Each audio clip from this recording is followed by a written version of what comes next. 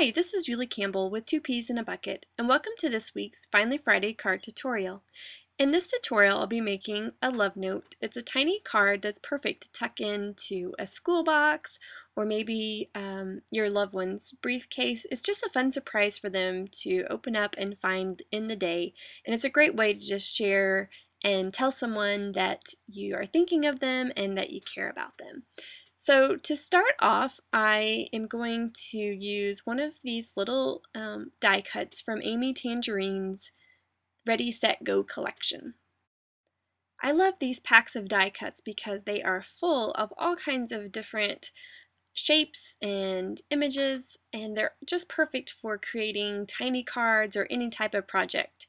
So I just wanted to just kind of go through this pack and show you part of what all is included. I've used quite a bit of these, but there's still several of them left that I wanted to show you. But the one I'm going to be focusing on is this little die cut that says love, love, love, and it has some great colors in it that I'm going to play off of. One of the colors is kind of a coral color, and so to start off with, this is some washi tape from Freckled Fawn. It's in the Two Peas in a Bucket shop, and I just have a little piece of cardstock that I'm applying a couple of strips, and I'm just matching up the print in the washi so that the chevrons or the little zigzags will kind of match up, and it basically takes the place of using pattern paper, and it's kind of nice because the color shows through because washi tape is a transparent product. So now that that is in place, I'm just going to use this scrap of craft paper and adhere that to the top.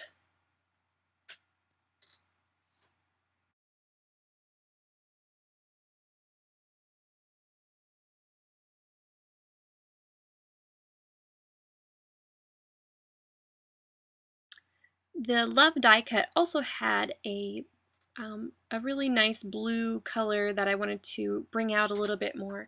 So I'm going to use some of this cord from Lawn Fawn. It's called Lawn Trimmings, and it's a really nice thick cord that adds a lot of dimension and a lot of color to projects. I'm just going to wrap that around, and it's nice because it just rolls right off of the packaging. Makes it nice and easy. The Love die cut also had a shade of yellow in it that I want to bring out, so I'm going to use one of the buttons from the Midway collection. This is the Midway button pack, and as you can see, it's full of different plastic buttons that have they have a few different designs and sizes of each of the colors. So I'm just looking through to find the one that I want, and I'm just going to go ahead and use the ends of this cord to secure the button in place. This button is very cute because it has a flower imprinted onto the front, which we'll be playing off that design element here in just a couple of minutes.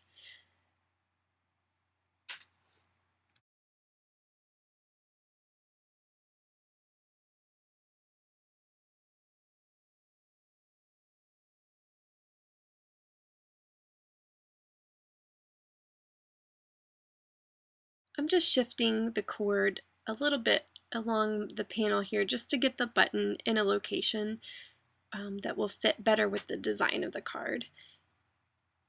And then once I have it in place, I'm going to go ahead and snip the ends of the cord. I just don't want them quite that long. This is the Mr. Yui's Calico White, and it's a really nice opaque mist that is, it shows up really well on colored cardstock. So I'm just going to remove the nozzle and just flick a few little dots onto the craft. I'm trying to cover up the rest of my card so it doesn't get too much on the areas that we've already decorated. This is just a really great way to add a little bit of design and visual interest to a card.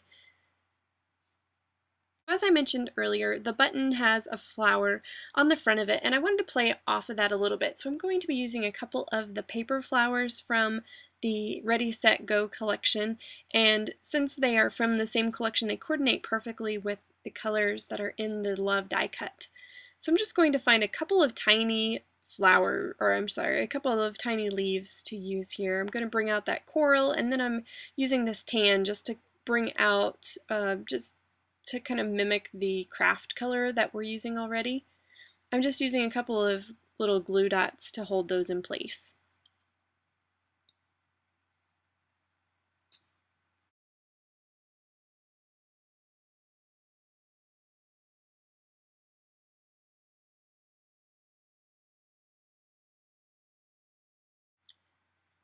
This is one of the 6x6 paper pads from the Snap collection by Simple Stories, and this is one of the papers found in that paper pack. I like the little tiny tabs that are on this sheet, so I'm going to go ahead and cut out one of those that has that same blue shade in it, and then just trim out the tab, leaving a little bit on the bottom so that I have a place to adhere it to. And I'm just using this to add a little bit of a design element to the Love die cut.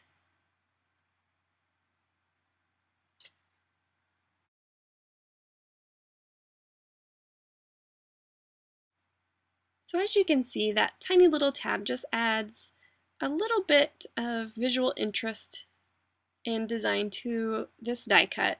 And so once I have everything now how I like it, I'm going to adhere that onto the card front. And then I'll just tuck that die cut down into the blue cord that we've tied around the card. Now I like the way this looks, but I think it would help to round one of the corners just to kind of draw the eye down across the card a little bit better. So I'm going to use my corner chomper and just round that top corner. And I'm going to adhere this onto a 3 by 4.5 inch card base.